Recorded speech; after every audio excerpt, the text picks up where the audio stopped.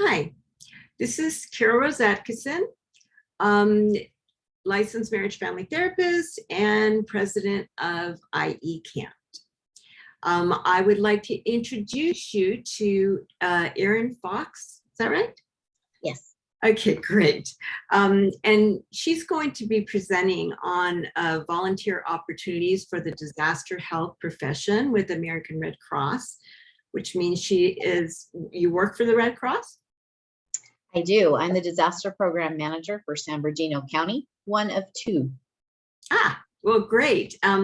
So she's going to be doing a presentation on August 27th, a little bit later than we usually do our presentations. So she's going to be starting at noon. And keep in mind, we will do our best to stream this so that if you can't come, please register. We can try and also get a recording to you. And with that said, first of all, Erin, it's nice to meet you. I'm sorry. Yes, it's nice to meet you. I was like looking at the name. So I'm making sure, like, am I saying the right name or not? So with that said, we did a little bit of talking before, but can you introduce yourself and talk a little bit about what you do? Yes, thank you. So I am the disaster program manager with American Red Cross here in San Bernardino County. I am part of the Southern California region. We cover 5 different areas in Southern California: San Diego, Imperial, Orange County, Riverside, and San Bernardino. And in that, there's also disaster program managers such as myself, where we train volunteers in various capacities and various groups to help in a disaster.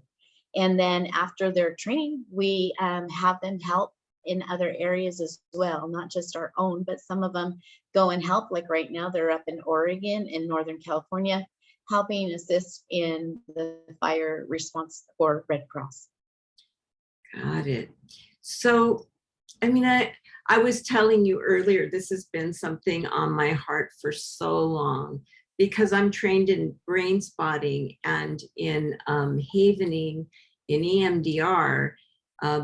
Brain spotting, hands down, is like I take out my little wand here. This is, I've got a lot of these. Basically, this can heal a brain, which is amazing. It's amazing how simple some of these the certifications that I have can be. A lot of hard work went into the training, but in a minute, we can make a difference in their lives. Mm-hmm. And that's why I want to support you. And I would love, and I've already asked you for the information, so I myself can be a volunteer, but therapists, we have that heart. So I'm sure we're going to have a lot of people that are interested. So what would we do when we were, you've got volunteers that are mental health. What do we do when we're mental health? That's a good question. Thanks for asking. So some of the things that they do is they recognize the need for care. As volunteers come into our shelters, or excuse me, as clients come into our shelters, our disaster mental health volunteers are there. They're certified professionals, and so they don't just come in on the fly. They have to be certified in what they do. And so they'll come in and they'll assess the clients to see who they think that might need help. Some of the things that they've done just last year alone, we've had in the Southern California region, we provided immediate emergency assistance to the people after the home fires. And nationwide, there was 548 disaster mental health volunteers deployed to events. And they made 23,554 disaster mental health contacts following medium to large disasters. And in those contacts, some of that was virtual, where they had a call or the phone, or they had a Zoom meeting, such as right now what we're doing. And they talked to those clients to find out what their needs were and how they could help them best. Because as you know, in various disasters, there's a lot of trauma involved after a new reality for the clients. Yeah. So what I hear you say is that you basically triage to make sure, that what help they need. I imagine some is medical, some is mental. So the medical piece, we use what we call disaster health services, and those are certified nurses and doctors that would help take care of their needs, such as if I were involved in a fire, a single family fire, maybe I lost my glasses.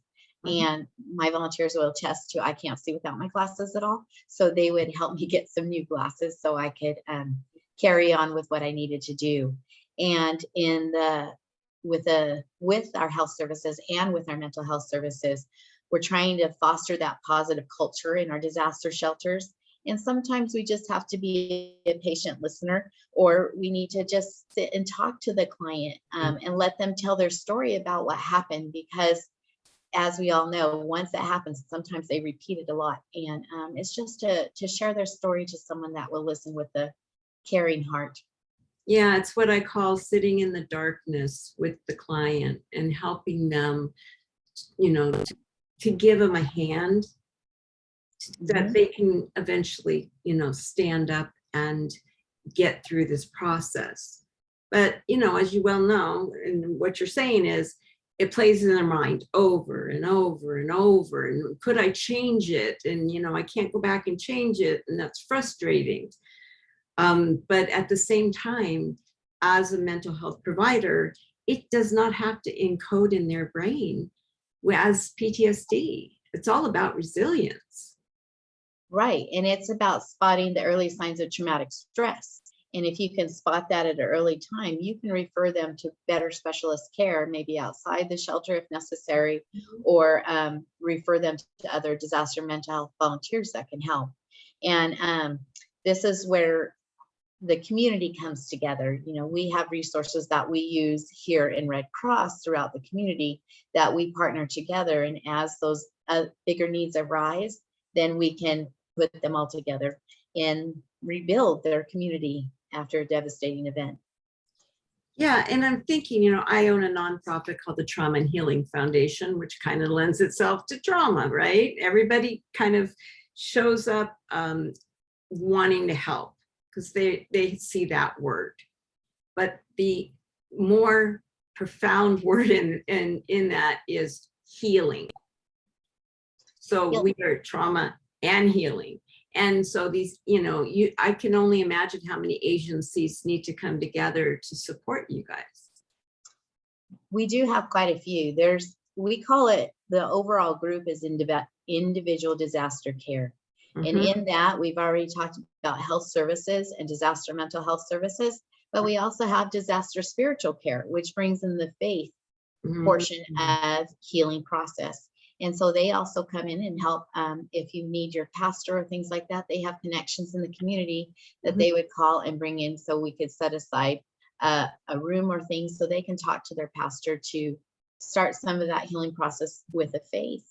Another area that we have is called recovery or casework.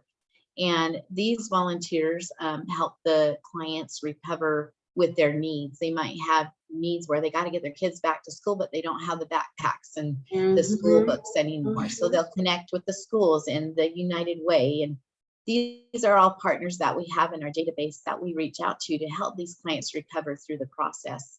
And sometimes it takes a while. Sometimes it's within 30 days. It just depends on the client. Yeah. I mean, and that's really great. My background is Christian, and our staff, well, my company, the background is Christian, but I make sure that we have like a diverse staff so that, I want everybody to find somebody that they can respond to, because kind of, whether it's culture or whatever, sometimes they want to see somebody that looks like them. Looks like them or believes like them. And we work with that too. We have a very diverse population as well. Yeah, of course. I mean, I can only imagine.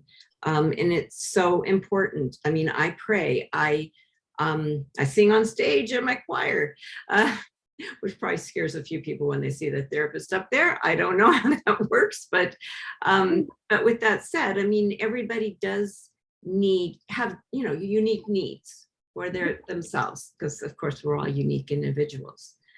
So it sounds like you guys really are doing an amazing job.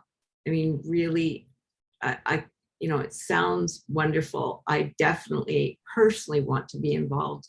I suspect a lot of therapists will want to as well. For me, it's a very rewarding experience. I work with a group of very dedicated, wonderful volunteers. And as I train and, deploy them, and they come back and they share their stories about being on deployment and how it's helped, it's pretty amazing, the rewards that they receive as well. And I'm not there physically, but I love being behind the scenes and doing what we do to make it happen and make an impact on those lives that have been devastated by loss. And that's really important to my heart. Well, we're so blessed to have, your organization making such a difference. People need Thank this. you. I mean, through COVID, we are in the time. There's never been a greater need for mental health. There's never been a time that the stigma has come down. So with all the cultures, and in that way, I mean, I do believe there's some positives in COVID. And one thing is that we in America are learning how to have extended family, because, everybody comes into our house now instead of the way that we normally ran it. And I'm closer to my kids more than ever, and I imagine so many people are feeling that.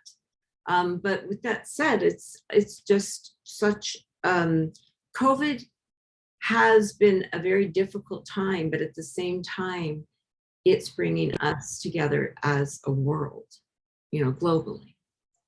I couldn't agree more. We've had the opportunity to speak with Red Cross International, because we are international. We've had the opportunity to speak to Red Cross in Italy after the COVID first started. And we talked to volunteers out there and how they were experiencing it and dealing with it. And what a great opportunity to use technology to talk to people across the world that we would have never really connected with before. So we're really grateful for that and for their expertise and what they learned so they could teach us. And it's been, I will be honest, it's been a challenge in the beginning for us to all convert to virtual operations, virtual training. And our volunteers have surpassed any expectations that we have. And they've really done a great job adapting to all this virtual technology and being able to run an operation in this pandemic. Who would have guessed? Who would have guessed we'd have a pandemic? But they've done a great job. I was watching the show on Netflix about pandemics right as it hit. So who would have guessed? That woman, that wonderful, that works in New York, that a doctor that said it's not if, it's when that it was going to happen, which was kind of, I mean, you can't even imagine that, our lives would turn out this way, and we're wearing masks and we're not wearing masks, and how is that working, and all of that. But with that said, thank you so much for the work that you do. I mean, I often say to my vets, thank you for your service. And I'm saying that to you as well, and your organization. Without you guys, you're talking about giving backpacks. I mean, so practical things, food, whatever somebody needs, and mental health support, and whatever it is you can do. So thank you for all your help. And we need you. There's no doubt. You are a much needed organization. Thank you, Carol. I really appreciate the kind words and the opportunity to be here today. If there is volunteers out there that would like to come and be a part of Red Cross, certified or otherwise, we could always use you. And so if you go to www.redcross.org and hit the tab that says volunteer, you can start your process, and we'd be more than happy to have you on. And with that said, we're going to put that information. It will be available on comments, depending upon, we'll put you on LinkedIn, we'll put you on Facebook, you'll be on Instagram and Twitter and all of those things from us. And also, I imagine you will be marketing yourself so that you can help as many. So look for that information, guys. It's important that we all continue to do our work, and that's why I do what I do. I think I've been trained 78 hours this year, and I'm only supposed to have 18. Wow. Yeah. Because, you know, really, there's so much to learn, and the newer trauma trainings are very important because they're somatic trainings. They're working on the body and where the body holds it in. So important, because you may not know that you have PTSD, but your body does. Yeah. So those somatic trainings are important, and that's what the world's getting to, which is good. So thank you so much for, you know, talking with us. You did an awesome job, as I knew you would. Thank you. And sure, you're welcome. And you guys, you know, if you see this, please share. Please share. You know, we do not need only people from California. We have people that come to our trainings from all over the country. And there's no reason why this information won't be valuable to really anybody, any person, whether we're a therapist or not. So with that said, have a great day. I always tell everybody, stay safe. I mean, Delta's no joke. And I do not watch TV. I don't have it. I watch Netflix and things like that. But I do think that too much of that flooding with the news is not healthy. So be careful what you watch, and still keep yourself informed. Just be careful on how you do that. Anyway, thank you so much, Erin. I so appreciate your information, and I look forward to introducing you at our training in a few weeks. Thank you again. Appreciate it. And thank everyone out there.